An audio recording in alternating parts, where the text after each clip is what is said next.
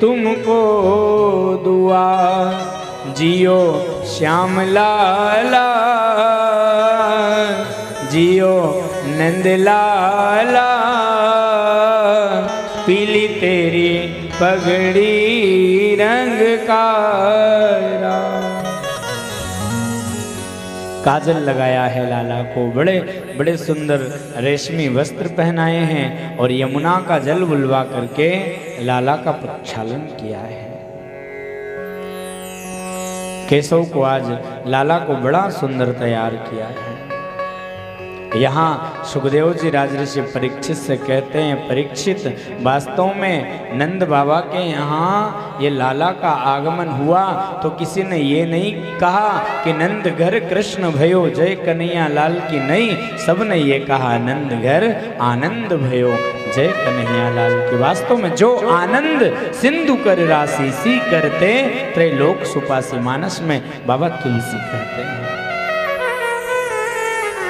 जो दूसरों को आनंद प्रदान करे। यहाँ पर नंद का अर्थ बताया और कहा कि वास्तव में नंद किसे कहते हैं और नंद के यहाँ पर लाला आए क्यों?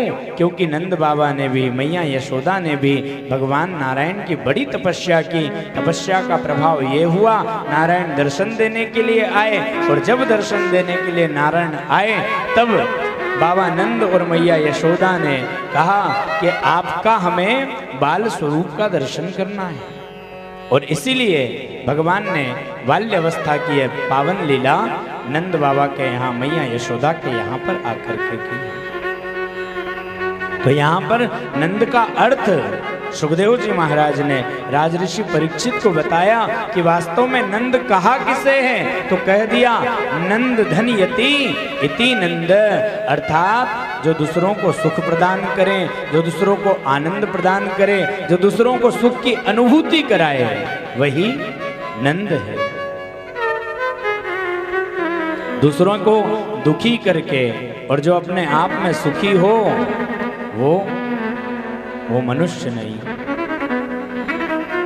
इसलिए यहां पर सुखदेव जी महाराज कहते हैं कि जीवन में अगर दान करना कुछ चाहे व्यक्ति, तो अपने जितने दोष है उन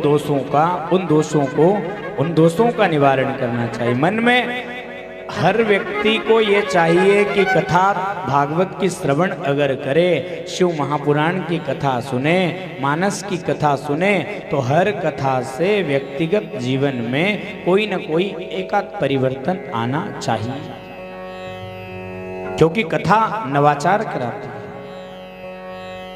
नया आचरण। इसलिए सुखदेव जी कहते हैं कि जीवन में अगर किसी व्यक्ति को कुछ त्याग करने की इच्छा हो तो अपने दुर्गुणों का त्याग करना चाहिए,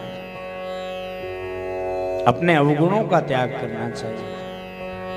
साथ ही कहते हैं, बोले संसार में अगर तोल करके कुछ बोलना चाहें तो शब्दों की बड़ी महिमा है। शब्दों को बड़ा तोल करके, बड़ा सोच करके, बड़ा समझ करके, बड़ा विचार करके और फिर विचार के साथ बोलना चाहिए, क्योंकि हमारी वाणी से कब कौन को किस समय कैसा बुरा लग जाए, भला लग जाए, कुछ कहा नहीं जा सकता। इसलिए अपने शब्दों पर बड़ा विशेष ध्यान दे करके और फिर बोलना चाहिए।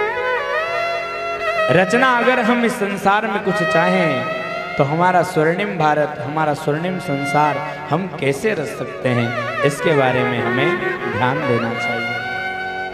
व्यक्ति जब तक अपने विचारों पर ध्यान नहीं देता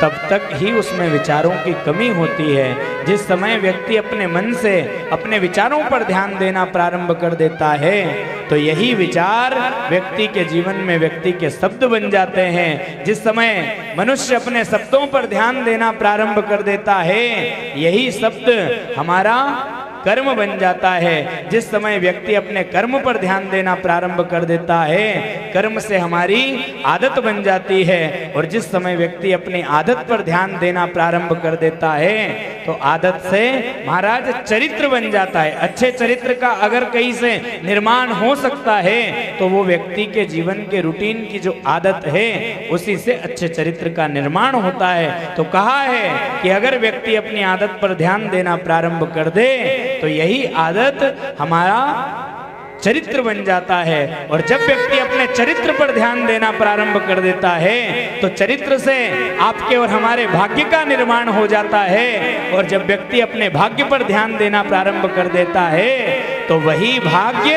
हमें भागवत के पंडाल में ला करके बिठा देता है, वही भाग्य बिठाता है। क्योंकि बिना भाग्य के कोई व्यक्ति भागवत के पंडाल में आ भी नहीं सकता,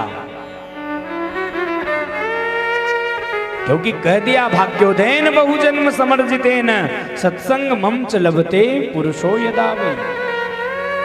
व्यक्ति के जब भाग्य जागृत होते हैं, जब पुण्य जागृत होते हैं, तब ही जाकर के वो भागवत के पंडाल में आकर के बैठ पाता है।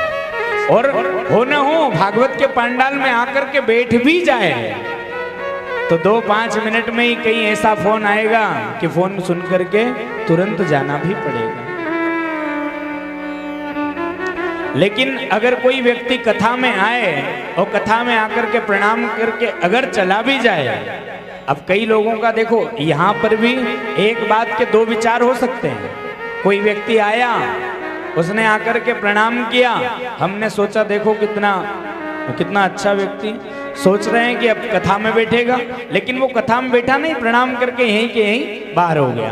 तो मन का विचार क्या आया, देखो तो कितना भला आदमी है, कितना व्यस्त व्यक्ति जो आया और आकर के और तुरंत चला गया।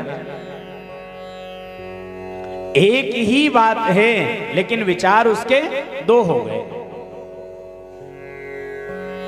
बात एक ही है कि मनुष्य आए, व्यक्ति आए, भक्त आए कथा में, अगर कुछ काम हो चला भी जाए, लेकिन हम सोचने की हमारी दृष्टि है।